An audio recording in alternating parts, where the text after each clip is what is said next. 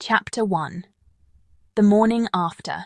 When Singapore Wakes Up, Japanese. So imagine this. You wake up in Singapore, same humidity, same skyline, same MRT map. But overnight, the vibe has been quietly strangled by laminated rules, apology signs, and a deep national belief that comfort builds character flaws. Japan has taken over, not with tanks, with paperwork. The first change hits at breakfast. Singaporeans used to variety: chicken rice, nasi lemak, Indian, Western, Korean, if you were feeling rebellious. Now, breakfast is rice. Just rice. Optional topping, furikake. Congratulations, you are now nutritionally disciplined. Protein is a special occasion, like birthdays or funerals. At the supermarket, you notice something unsettling. Portions shrink, not slowly, instantly. Meat is sliced so thin it could qualify as transparency art. Fish portions look like samples, not food. Prices, however, perform Olympic-level gymnastics. Singaporeans stare at price tags, wondering if inflation is a prank show. It is not. Hawker centres survive, technically. Emotionally, they are gone. Prices triple. Opening hours shorten. Seats are cleaner, quieter, sadder. Eating becomes efficient, not enjoyable. Lingering is discouraged. Smiling at strangers is suspicious. Housing is next. HDB flats still exist, but living space is reinterpreted. Suddenly, 35 square meters is called functional luxury. Closets become optional. Kitchens are decorative. You learn to store winter coats you do not own because the cabinet was designed for seasonal discipline. Neighbors stop making noise, not because they became polite, because noise complaints are now a competitive sport. Children learn early that running indoors is a moral failure. Work culture follows. Singapore's already intense pace meets Japan's unique ability to turn suffering into a virtue. Overtime becomes unpaid character training. Leaving on time signals weak ambition. Smiling while exhausted is considered professionalism. Socially, something colder settles in. Politeness increases. Warmth evaporates. Conversations become cautious, indirect, and deeply non-committal. Everyone is nice. Nobody is close. And here's the uncomfortable part. Some people benefit. If you are a woman in your early 20s, conventionally attractive, with a polite voice and a polytechnic degree, doors open effortlessly. Office jobs appear that never existed before. Light workloads, decent pay, client-facing roles. Your smile is now an economic asset. If you are not that person, life becomes heavier. Middle-aged workers feel the floor drop out. Older women become invisible. Men without elite resumes quietly disappear into contract work, logistics, night shifts. Nobody says it is discrimination, it is just the system. Singaporeans begin to eat less, speak softer, complain internally. You still earn money, but you stop feeling rich. Consumption shrinks, dreams downsize. Survival becomes stylishly minimalist. This is not a collapse. That would be dramatic. This is something worse. Normalization. If this already makes you uncomfortable, good. That means you're still awake. Now do the algorithmic ritual. Subscribe, like, share. Not because you agree, but because you want to see where this goes. Silence never beats systems. Chapter 2. Congratulations, you're stable. How wages fall 50% without a riot. The pay cut does not arrive like a punch.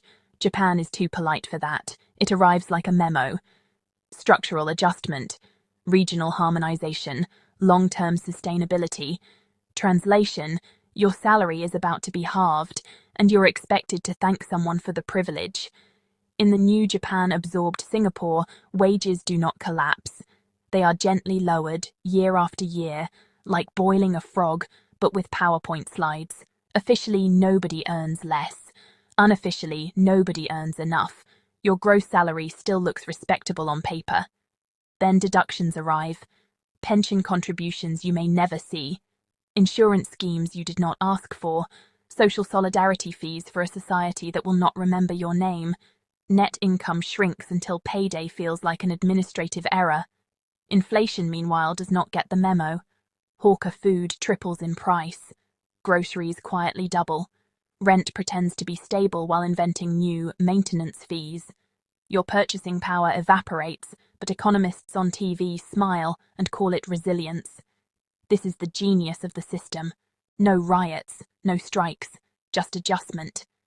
Singaporeans were once loud about money, complaints, comparisons, flexing, ambition. That ends here.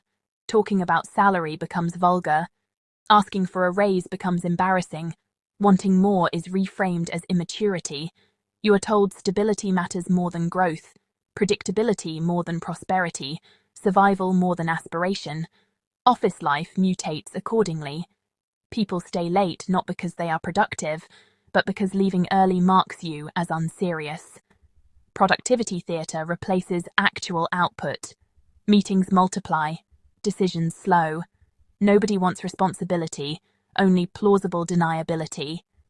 You start seeing adults in their 40s and 50s living like graduate students. Convenience store dinners with discount stickers. One vacation every few years, domestically, during off-season, if health allows. Cars are delayed dreams. Homes are postponed indefinitely. And again, some people benefit. Young, attractive women in their early 20s glide above the wreckage. Their salaries do not rise dramatically, but their relative value does. Light office roles, client coordination, soft power positions where exhaustion is optional and visibility is currency. Everyone else learns austerity etiquette.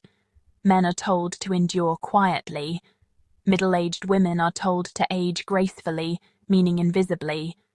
Older workers are praised for loyalty while being gently removed from relevance. Nobody says the word poor. Instead, they say simple life. Minimalism becomes a moral badge. Wanting comfort is reframed as weakness. Struggle is aestheticized. Singaporeans still work hard, harder even, but the ladder no longer goes up. It goes sideways, then slightly down, then stops. And the cruelest part? Many people adapt. Humans always do. They eat less, expect less, dream less, and slowly forget that things were ever different. If this feels too real, good. That's the point. Now perform the civic duty the algorithm demands. Subscribe, like, share, because uncomfortable truths die quietly without witnesses. Chapter 3. Eat less, live longer. How hunger gets rebranded as discipline food is where the takeover becomes personal. Japan does not just change what you eat, it changes how you feel about eating. Pleasure is suspicious, fullness is indulgent, satisfaction is something you earn, not expect. Singaporeans used to eat like people who believed tomorrow would be fine. Big portions, rich flavors, late-night suppers because why not? That mindset is gently removed. The new national philosophy is simple: small portions build character. At supermarkets, meat is no longer sold to feed a family. It is sold to remind you that protein is precious. Beef slices are shaved so thin they flirt with invisibility. Chicken thighs arrive pre-cut into moral lessons. Fish is portioned for optimism, not hunger. Prices rise anyway. This is important. Scarcity must feel educational. Hawker food becomes expensive enough to be a decision, not a habit. Triple the price, half the portion, twice the lecture about rising costs. Eating out is no longer casual. It is planned, justified, occasionally regretted. Enter the convenience store. Once a last resort, it becomes the cornerstone of adult nutrition. Bento boxes engineered to look adequate while delivering just enough calories to keep you productive, not happy. After 8 p.m., the discount stickers appear. This is when the real economy opens. You see office workers circling shelves like polite vultures, everyone pretending not to watch the clock, everyone knowing exactly when the discounts hit. This is not desperation. This is efficiency. Rice becomes central again, not because it is delicious, because it is obedient. Rice fills space. Rice quiets complaints. Rice accepts furikake without question. A bowl of rice with seasoning is reframed as balanced. Protein becomes ceremonial. Vegetables become decorative.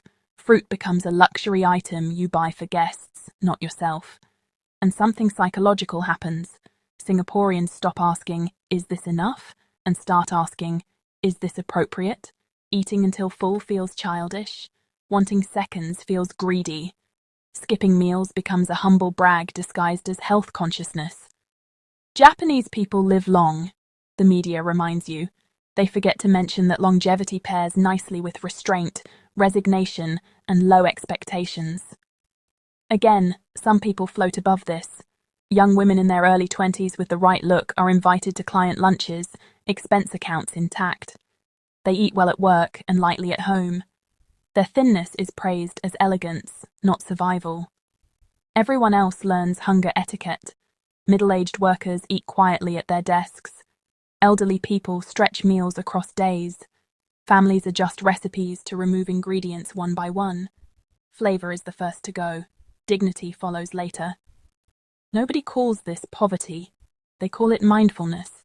They call it simplicity. They call it Japanese wisdom. And the most dangerous part? After a while, it works. You adapt, you normalize, you stop remembering abundance. Food no longer comforts. It maintains.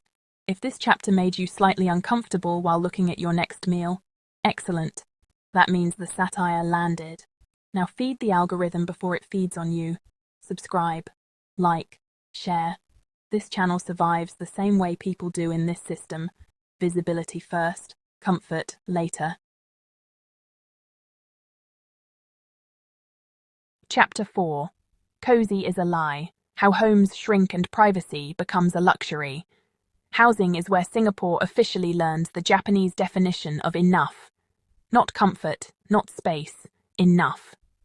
After the takeover, floor area does not decrease on paper, it is reinterpreted. Architects begin using words like efficient flow and multifunctional zones. Translation: you will live smaller and be expected to feel enlightened about it. Bedrooms fit beds, barely. Living rooms fit sofas if you enjoy climbing over them. Kitchens exist mostly as a visual concept. Cooking is discouraged anyway. It creates smells, noise, and individuality. Storage becomes an art form. You do not own things anymore. You curate them. Every possession must justify its existence. Seasonal items are laughed at. Hobbies become suspicious. Singaporeans once believed space was part of dignity. That belief is corrected. Privacy shrinks faster than square meters. Walls are thinner. Neighbors are closer. Sound travels. Silence becomes a communal obligation. Noise complaints are filed with the enthusiasm of a hobby. Children adapt first. They learn not to run, not to shout, not to exist loudly. Adults follow. Joy becomes something you schedule outside, briefly, if budget allows. And then there is rent. Officially, housing is stable. Unofficially, fees multiply. Maintenance, renewal, management, quiet charges that ensure your monthly outflow keeps rising while your living area does not. Home ownership drifts out of reach without ever being declared impossible. You are encouraged to rent for flexibility. Flexibility, in this case, means never settling. Middle-aged Singaporeans feel this shift most violently. They grew up believing life expanded with age. Now it contracts. Families downsize not because children leave, but because wallets do. Elderly residents become experts in vertical living. They move less, own less, speak less. Longevity, again, looks impressive from a distance. And yes, some people still win. Young women in their early 20s with the right appearance are placed in company-leased apartments. Small but stylish. Central, subsidized. Instagram-ready. Their lives look elegant because they are not paying the full cost. Everyone else learns the new virtue. Endurance. Hosting guests becomes rare. Spontaneity disappears. Homes are for sleeping, not living. Social life migrates online or vanishes entirely. The system praises this as order, clean streets, quiet buildings, disciplined citizens. But what you lose is harder to quantify. Laughter, mess, life without permission. Singapore does not become worse overnight. It becomes narrower, smaller, more controlled. And after enough years, people forget homes were ever supposed to hold dreams, not just bodies. If this feels close to something you have already seen elsewhere, that is not an accident.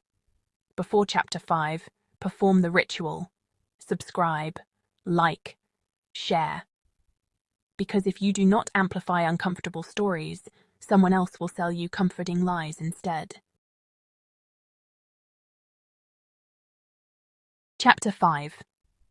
Everyone is polite, nobody cares. The final form of society. This is where the transformation finishes, not economically, socially. After Japan absorbs Singapore, society does not become hostile. That would be obvious. It becomes immaculately polite and emotionally vacant. People apologize constantly for bumping into you, for emailing late, for existing slightly incorrectly. Courtesy skyrockets, empathy flatlines, conversations shorten, opinions soften, disagreement dissolves into silence. You stop asking direct questions because directness feels rude. You stop sharing problems because nobody knows how to hold them. Community turns procedural. Neighbors bow, but do not talk. Colleagues cooperate, but do not connect. Friendships stall at safe distances where nobody owes anyone anything. Loneliness increases, but quietly. Loud loneliness would inconvenience others. Social hierarchy becomes sharper, though nobody names it. If you are young, attractive, and socially compliant, the system cushions you. Invitations arrive. Office roles protect you. People listen. Your presence is welcome because it is easy. If you are middle-aged, tired, or inconvenient, you fade. Not fired, not expelled, just excluded from relevance. Older women become background noise. Older men become cautionary tales.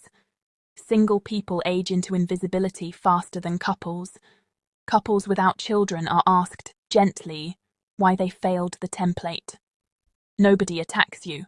They simply stop noticing you. Media reinforces this calm cruelty. Smiling faces, clean statistics, longevity charts, happiness indexes that measure silence as satisfaction. You are safe, the system insists. It never asks if you are alive. Singaporeans adapt again. They speak softer, expect less, internalize disappointment as maturity. Emotional restraint becomes a sign of adulthood. And here is the most dangerous outcome. Many people begin to defend the system. They say chaos is worse, passion is risky, freedom is noisy.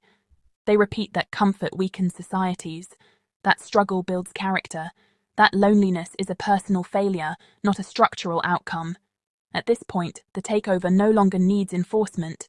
It has belief. Singapore does not fall. It settles.